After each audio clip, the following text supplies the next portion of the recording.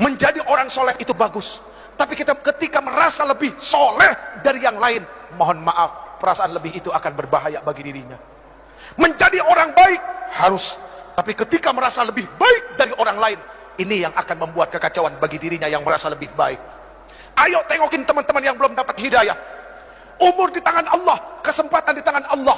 Jibril alaihissalam turun kepada Rasul mengabarkan, siapapun orang yang berbuat maksiat seumur hidupnya dan dia adalah umatmu, 1 tahun sebelum meninggal dia minta ampun kepada Allah, Allah akan ampuni semuanya. Rasulullah bilang apa? Aduh malaikat Jibril, kelamaan. Balik kepada Allah. Rasulullah tahu kualitas umatnya. Setelah kembali kepada Allah turun lagi, ya Rasulullah, barang siapa dari umatmu berbuat dosa seumur hidupnya, 1 bulan sebelum dia meninggal, dia tobat kepada Allah, Allah subhanahu wa ta'ala akan ampuni dosanya. Apa Rasulullah bilang? Aduh malaikat Jibril, jangan deh, kelamaan, umatku lalai. Kembali lagi kepada Allah, turun lagi, ya Rasulullah, barang siapa dari umatmu dia berbuat dosa seumur hidupnya, 1 minggu sebelum meninggal dia bertobat kepada Allah, Allah akan ampuni. Tapi apa yang dikatakan Rasulullah SAW? Aduh jangan, malaikat Jibril jangan, umatku lalai. Lihat, sayang gak Rasulullah sama kita? Cinta gak Rasulullah sama kita? Akhirnya kembali lagi kepada Allah, lalu kemudian turun, ya Rasulullah, Allah berkirim salam kepadamu.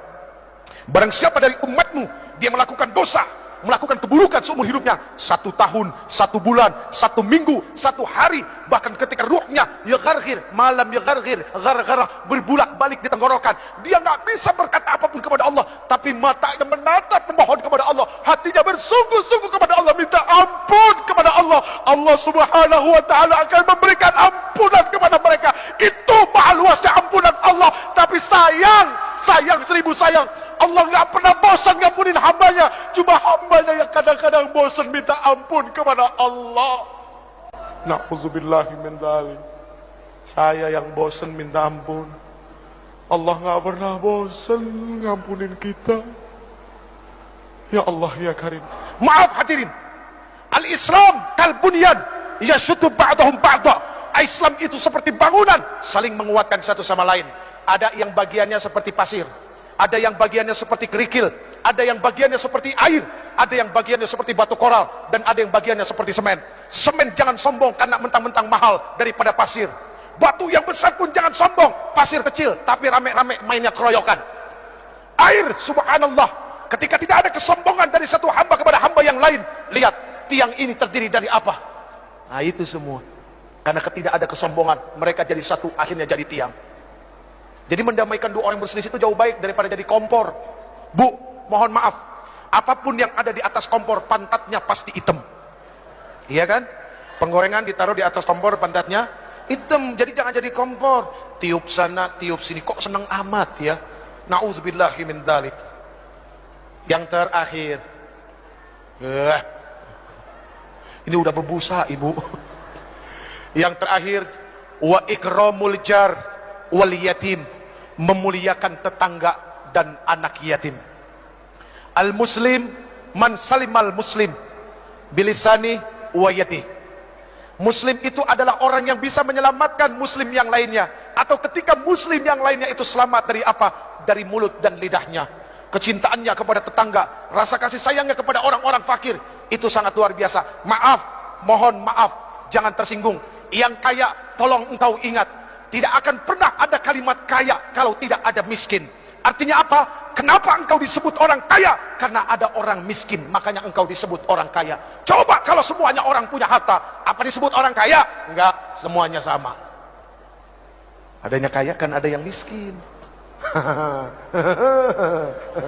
Ya udah ya. Wa ikramul jar wal yatim, memuliakan tetangga dan anak yatim.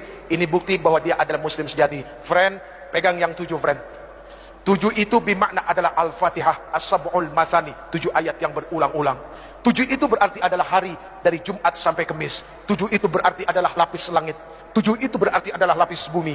7 itu berarti adalah 7 benua. Dan 7 itu berarti adalah 7 keajaiban dunia. Tawaf berputar 7 kali, sa'i berbolak-balik 7 kali, dan ada 7 kerikil lontaran jumrah. Pegang yang 7, artinya baca Fatihah sebanyak-banyaknya, karena Allah subhanahu wa ta'ala tidak akan pernah menggantikan Al-Fatihah dengan surat apapun di dalam salat. Bahkan la salat liman lam yaqra'u bi Fatihatil Quran, tidak akan dikatakan orang itu salat kalau dia tidak membaca Al-Fatihah. Genggam Fatihah, baca laqad ja'akum insya Allah setiap keluar rumah harus yakin Allah bersama kita. Segala apapun keburukan tidak akan pernah menimpa bangsa ini. Baik hadirin yang dimuliakan Allah, mari kita baca Ummul Quran suratul Fatihah.